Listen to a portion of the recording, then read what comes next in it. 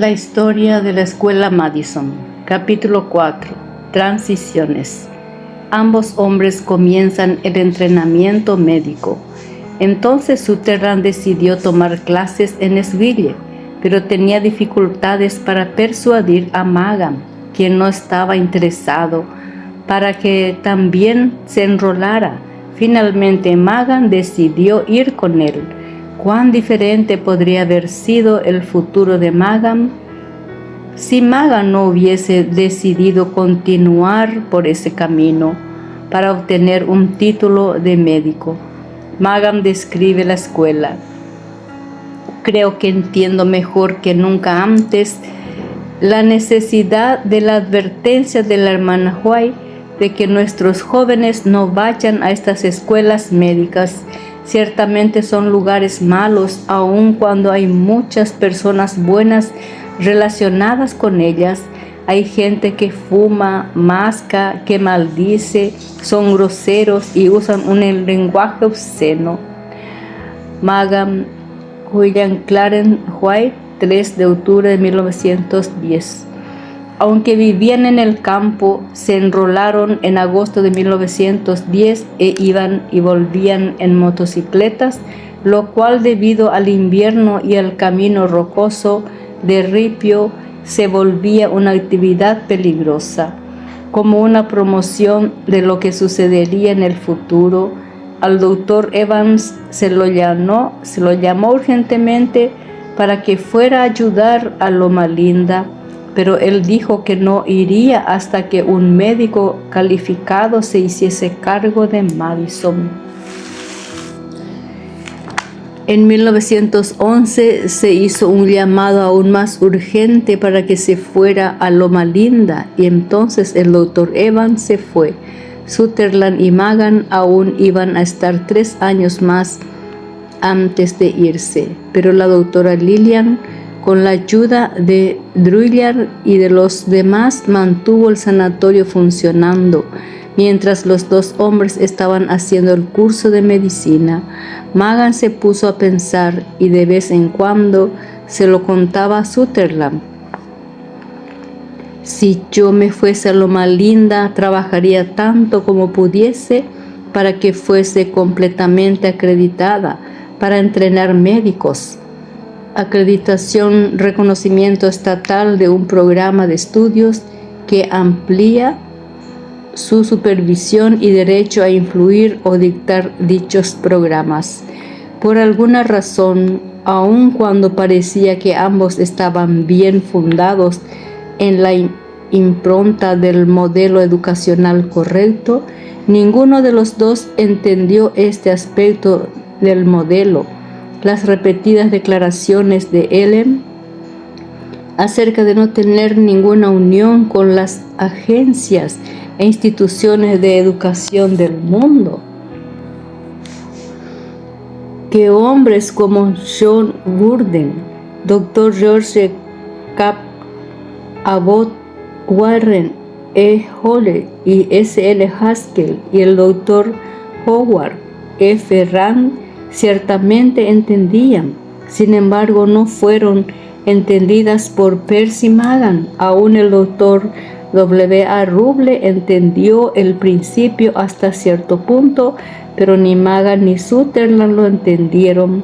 El 6 de junio de 1914, Sutherland y Magan se graduaron como médicos. Sutherland tenía 49 años de edad y Magan 45. Percy y Lillian se van a Loma Linda. Un mes más tarde llegó un distinguido visitante, el hermano E. Andros, presidente de la mesa directiva del Colegio de Médicos Evangelistas. Él trajo consigo al doctor Newton Evans, el cual en agosto había sido elegido presidente del CME. Habían venido para hacer que Magan se uniese al cuerpo facultativo de la nueva institución, pero él les dijo que no. En febrero de 1915, Magan fue invitado a acompañar al doctor Ruble y Evans a Chicago para encontrarse con la mesa directiva del AMA en sus esfuerzos para acreditar el CME. En aquel tiempo, Magan, un hombre, una habilidad innata para los negocios, hizo importantes contactos con algunos de los más altos líderes del AMA. En Chicago, Magan por primera vez enfrenta los problemas de acreditación del CME y su determinación de ayudar a Loma Linda para que obtuviese su completa acreditación se cristalizó la próxima vez que le pidieron que se uniera al equipo del CME. Él aceptó. Era el año 1915. Fue elegido decano de la escuela. Sutherland estaba en el corazón quebrado y dijo: esto es como separar en dos un hueso y su médula. Habían estado juntos casi 30 años. La advertencia de Helen White el 8 de junio de 1909, citada antes, fue olvidada. Magan fue entrampado para que saliese de Madison. Décadas más tarde, Sutherland también sería entrampado para salir a cambio de un puesto de alto nivel dentro de la iglesia. Cuando Magan se fue, él, desde luego, se fue con la doctora Lillian. Primero, el doctor Evans se había ido a Loma Linda. Ahora el doctor y la doctora Magan. Sutherland se sintió completamente abatido y los demás también. Sin embargo, los obreros de Madison tomaron la determinación que estos eran esfuerzos para ayudar a una escuela hermana. Más tarde, cuando la crisis financiera de Loma Linda se ahondó en sus esfuerzos por conseguir los requerimientos para ser acreditada o reconocida por el Estado, Sutherland contactó a algunos amigos, los cuales le dieron fondos para ayudar a Loma Linda. Verdaderamente las personas de Madison no tenían un espíritu egoísta. La declaración de una líder gubernamental. A fines de 1913, un vendedor de libros de Nashville había sido paciente en el sanatorio de Madison y estaba maravillado con la escuela. Poco tiempo después se casó con la doctora Pepe Clacton, comisionada de Educación de los Estados Unidos. Ella sugirió que, como parte de su luna de miel, visitaran el campus de Madison. Cuando lo hicieron, esta alta oficial gubernamental tuvo la oportunidad de ver el modelo del espíritu de profecía en acción.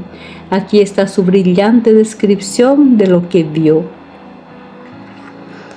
Hay cosas nuevas y aquí hay una escuela que se sostiene a sí misma, una escuela que no recibe ayuda de fondos públicos y tampoco les pide. Una escuela donde los jóvenes y señoritas pueden entrar sin dinero, terminar cursos normales de estudio con profesores bien preparados, obtener experiencia práctica para la vida sin meterse en deudas. Una escuela que ha tenido éxitos en hacer atractiva, inspiradora y práctica la educación. Una escuela que ha tenido éxito en dignificar el trabajo y de hacerlo altamente provechoso, tanto educacional como financieramente. Aquí los estudiantes, profesores y directores, trabajando juntos, constituyen una comunidad de sostén propio, democrática y educacional. No conozco algo semejante: el cumplimiento de las esperanzas y sueños de educadores y filántropos. He visto muchas escuelas de diversos grados en muchos países, pero ninguno es tan interesante como esta. En ningún otro lugar he visto realizar tanto con tan poco dinero. No conozco ningún otro lugar donde tanto se ha realizado con la inversión de una pequeña cantidad de dinero que esta escuela. para levantar sus edificios y equipos necesarios para una expansión lógica de su trabajo. Sutherland considera la acreditación. Después que Percy y Lillian se fueron definitivamente para California en 1915, Sutherland y sus asociados comenzaron a considerar lo próximo que debía ser hecho. Magan antes había dicho que, si estuviese en Loma Linda, los ayudaría a obtener la total acreditación, reconocimiento oficial del Estado para su curso de medicina, el cual se le había metido en la cabeza a Sutherland. Podría ser, pensó, que Madison pudiera obtener una completa acreditación para el programa de entrenamiento del curso de enfermería. Con su vigor habitual se puso a trabajar examinando las posibilidades, así como Gedeón, muchos siglos antes, había estado sin poder descansar hasta encontrar algo nuevo que hacer, algo que finalmente destruyó su descendencia. Patriarcas y Profetas 537 al 538. Así Sutherland comenzó a andar en un camino que eventualmente destruiría Madison. Más adelante encontrará más información sobre este asunto. Viernes 16 de julio, Ellen White se fue al descanso. Los creyentes en todas partes estaban muy dolidos. Fue como si su madre hubiera muerto.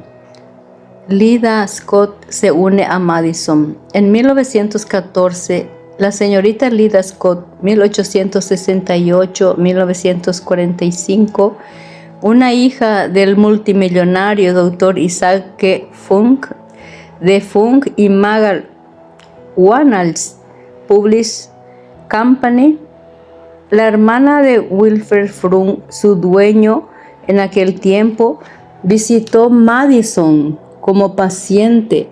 Ella había escuchado del buen trabajo que se estaba haciendo por todo el sur y vino a investigar. Poco antes de llegar, había perdido su único hijo, el cual murió en un accidente de auto, pero en Madison encontró un espíritu cristiano, calor y amor de amigos. Aun cuando estaba acostumbrada a un hogar lujoso, ella decidió compartir su suerte con los pioneros de Madison. Y vivió ahí durante varios años. Con el pasar del tiempo, ayudó a fundar muchas de las nuevas instituciones y proyectos. Al morir S.N. Haskell en 1922, ella lo reemplazó como uno de los 7 del arco iris. En 1924 fue una pieza clave en el establecimiento de la Fundación Laica, la cual promovió la obra de sostén propio a través de todo el sur. Lida Scott se consagró totalmente a promover los ministerios independientes. Otras descripciones de Madison. Aquí hay una descripción de Madison escrita por Lida Scott en 1929. Prácticamente el 100% de nuestros 234 estudiantes en la escuela están trabajando todo el tiempo y hay 24 profesores graduados y 32 cabezas de departamentos industriales operados por profesores y estudiantes, además de 30 niños en la escuela de demostración que están siendo financiados por las ganancias de los departamentos industriales. Es evidente que estos departamentos deben trabajar sobre una base de pagos y tienen que ser conducidos por artesanos de no poca habilidad y devoción. Creemos haber alcanzado esta exigencia. En otra parte de esa misma carta, ella escribió estas palabras, las cuales nos proveen de una extraordinaria descripción de Madison en 1929.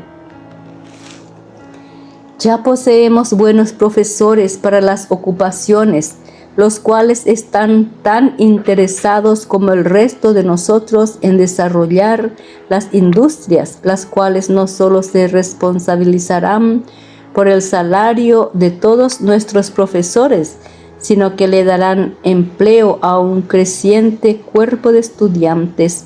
Creo que una feliz solución para este problema ha sido encontrada y es una de nuestras más destacadas ventajas. En los departamentos industriales están incluidos 1. Agricultura, horticultura, abejas, lechería, jardinería, forestación, cataplasmas, almacenamiento, jardinería paisajista, caminos. 2. Las artes mecánicas incluyen plomería, electricidad, herrería mecánica de automóviles, trabajo en molinos, construcción de edificios, pintura, impresión, costura y armarios. 3. Alimentación, panadería, fábrica de alimentos, conservería, restaurante local y en la ciudad, molienda, departamentos de ventas. 4. Lavandería. 5. Costura, sastrería, tejeduría, telares, cestería. 6. Hospital con 100 camas, curso de enfermería, tratamiento en las piezas, local y en la ciudad. 7. Comercio. 8. Economía del hogar. En total hay aproximadamente 40 diferentes líneas de actividades en las cuales los estudiantes buscan sus caminos. A.W. Spalding, uno de nuestros historiadores denominacionales, escribió más tarde esta descripción de Madison. Fue su propósito construir el sanatorio no como una institución distinta, sino como parte integral de la escuela. Debía compartir la simplicidad de la escuela, debía tener el mismo estilo de vida de campo y debía tener su parte en la educación de los estudiantes para el servicio. Para muchas personas el nombre sanatorio implicaba la idea de un inmenso edificio con elevadores, calefacción central, costoso instrumental, equipos para el gimnasio con muchas aplicaciones artificiales para hacer ejercicios y una atmósfera de vida artificial. Cuando uno llega al sanatorio rural de Madison, el contraste es tan fuerte que frecuentemente lleva a dar una exclamación de asombro. Construido en 3 lados de un cuadrado hueco, con cada pieza dando hacia la galería y de frente hacia la luz y el aire por 2 lados. El pequeño sanatorio de un solo piso no parecía una institución, sino el tranquilo retiro de una casa de campo. El edificio está rodeado de árboles, de pasto, de vistas. La vista es hermosa, la calma es impresionante y convida al descanso. Los pacientes acostumbrados al ruido y al aire contaminado de la ciudad aprecian inmediatamente la quietud del sanatorio rural. Los equipos son simples, consistiendo mayormente de las aplicaciones hidroterápicas en los 2 pequeños departamentos para hacer los tratamientos. Para la curación de los enfermos se coloca la confianza en los remedios naturales, aire fresco, sol, agua, dieta apropiada, ejercicio, paz y alegría. Sutherland, en sus estudios de historia educacional, había encontrado previamente que cuando Thomas Jefferson planificó la Universidad de Virginia, decidió que la escuela debía tener solo edificios pequeños, tanto para las casas de los estudiantes como para la instrucción de clases. Había menos riesgos de incendio y enfermedad, podían ser construidas a medida que hubiera fondos disponibles, eran fáciles de levantar, alentaba el autogobierno y hacía de la expansión institucional fuese más fácil y flexible. Tanto Madison como muchas de las pequeñas unidades engendradas por ella a través de los años siguieron generalmente ese patrón. La ayuda patrocinada para el Sanatorio Madison había crecido continuamente y una pequeña casita tras otra le fueron agregadas. Esto estaba de acuerdo con el plan de Sutherland de tener pequeños edificios. En 1927, cuando el ala norte, 12 piezas, fue construida, ya había 47 habitaciones en las diferentes casitas. Descripción adicional de Madison. Un artículo, Escuelas de Sostén Propio, en la edición de mayo de 1938 del Rutgers Digest Selecciones sobre esta sorprendente escuela, que era diferente a todas las demás escuelas del mundo, tuvo como resultado 5,000 preguntas de posibles estudiantes en perspectivas, muchos de ellos no adventistas. El currículum de Madison incluía 27 industrias, especialidades industriales operadas por los estudiantes para apoyar la escuela y a sí mismos. A cada estudiante se le requería trabajar por lo menos medio tiempo o preferentemente tiempo entero.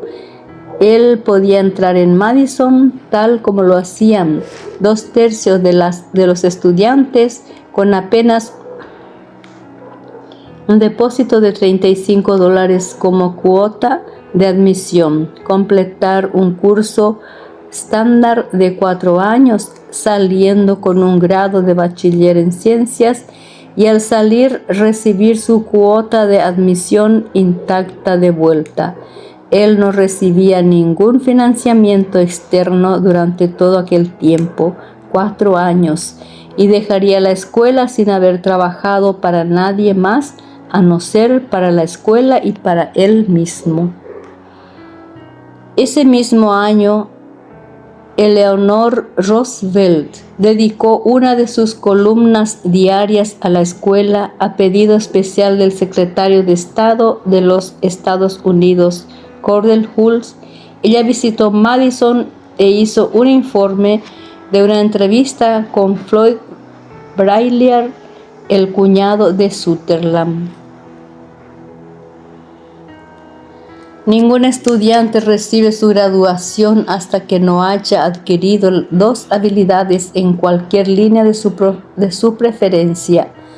El Floyd Braillard hizo una investigación de 1,000 de sus estudiantes y ninguno tuvo que aceptar ayuda, ya que sea del gobierno o de agencias privadas, durante esos años difíciles de la Gran Depresión. El año siguiente, la inscripción de Madison alcanzó su punto más alto, casi 500 estudiantes. Desde 1938 hasta 1940 hubo un aluvión de artículos sobre la escuela. Créalo o no, de Robert Ripley lo llamó la única escuela de sostén propio en América.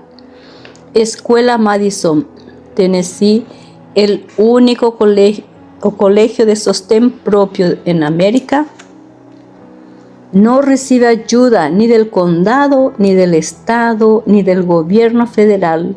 Los edificios, el campo y los equipos evaluados en $520,000 son la ganancia de 27 campus industriales operados por los estudiantes. Cuando en 1917 una fábrica cerca de Engerfield cerró, Madison compró los equipos. Comenzó a conocerse como Alimentos Madison. En 1941, en esta fábrica de soja se hacían Los porotos son manufacturados en 30 diferentes productos alimenticios, los cuales, además de ser consumidos en la escuela, le traen a la institución un lucro de 60,000 anuales. En 1938, un escritor de Nueva York llegó a Madison y quedó asombrado con lo que encontró. El siguiente artículo de un diario de dicha ciudad es muy descriptivo. Comenzando con algunos edificios en deplorable condición, 400 acres de tierra agotadas y 11 estudiantes en 1904, el INAM Tennessee se ha convertido en una maravilla moderna de éxito. Los estudiantes han prácticamente sin deudas puesto $520,000 de su propio bolsillo y los han transformado en edificios, equipos y terreno adicional. Ahora hay más de 300 estudiantes de 36 estados y de 9 países extranjeros, 27 campus industriales operados por los estudiantes para apoyar el colegio y a ellos mismos. Los estudiantes tienen que ganarse por lo menos la mitad de sus gastos y es preferible que ganen todo lo que gastan de esta manera trabajando. Un mero depósito de $35 es requerido cuando los estudiantes entran en la escuela y pueden trabajar durante todo el tiempo en que permanezcan haciendo los cursos que ellos escogen y reciben su depósito de vuelta cuando salen. Cuando salen de la escuela, ellos podrán trabajar en diferentes actividades o negocios. Un instituto de salud, ya que Madison está en un área donde faltan instalaciones médicas, es un importante logro del instituto. Muchos productos nuevos y métodos mejorados para la preparación y venta de alimentos se han extendido hasta transformarse en verdaderas industrias. Alimentos Madison es una línea que se vende en muchas partes del país a través de cadenas de establecimientos, inclusive en Nueva York. El Vigorots hecho de residuo de soja después que la leche de soja es extraída es vendido por una cadena de restaurante en Nueva York. Más de $60,000 de estos alimentos son vendidos anualmente. Los químicos de la escuela han estado experimentando con 200 variedades de porotos soja, eliminando el objetivo gusto y convirtiéndolo en un delicioso alimento para el desayuno, pan, sustitutos del café, leche condensada y sustituto de la carne, algunos de los cuales tienen el aspecto y el gusto de un bistec, pero son mucho más nutritivos y digeribles. La escuela posee una fábrica de escobas, la cual produce 50 docenas diarias de escobas y usa 25 acres donde los estudiantes plantan las semillas y retama anualmente. La escuela les da a los estudiantes un excelente ejemplo de autosuficiencia. No recibe ninguna ayuda de fondos públicos y tampoco los busca. Los estudiantes trabajan 5 horas y estudian 5 horas diariamente. Su trabajo se acredita para los gastos educacionales y gastos para vivir a una razón de 10 centavos de dólares por hora. Todo lo indispensable es producido en la escuela y la mayor parte esto es vendido a un precio bajo. La mayoría de los 120 edificios del campus han sido erigidos por los estudiantes de arquitectura, carpintería, etc.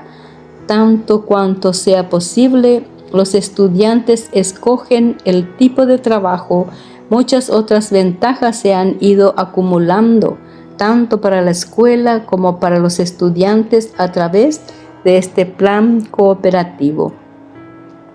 Más del doble de solicitudes de admisión de las que el instituto puede recibir se hacen cada año. Las preferencias es dada a aquellos que son pobres y esperan poder saldar todos los con su trabajo. Debieran haber unos 10.000 institutos prácticos de sostén propio como este en todo el país. Estas escuelas reducirían grandemente los altos impuestos educacionales y ciertamente levantarían el nivel educacional a un grado mucho más alto de practicidad. En 1931, la finca produjo 5.450 bushel cubo de balde de 10 litros de frutas y 8 toneladas de uvas. La escuela enlató 6.700 galones, 25.300 litros de frutas y vegetales para uso del restaurante. A mediados de 1940, Madison tenía 120 edificios. En aquel tiempo tenía 906 acres de terreno, con 789 acres en Madison y 117 acres en Ridgetop. En este último había más de 3.000 manzanos. Perales también tenían una finca en Union Hill en Gosville, Tennessee. En 1954, en su 50 aniversario, Madison tenía una familia de 125 obreros viviendo en el campus, que llevaban adelante todas las actividades de la escuela, del sanatorio, de la finca y de las diferentes industrias. 2 casas de departamentos y 11 barracas habían sido construidas para los obreros. Además, 43 hogares privados pertenecían a la institución. La influencia de la escuela Madison se ha sentido a través de todo el mundo. Uno se puede preguntar, ¿cómo pudo una organización que tenía tanto y que lo estaba haciendo tan bien terminar cerrando?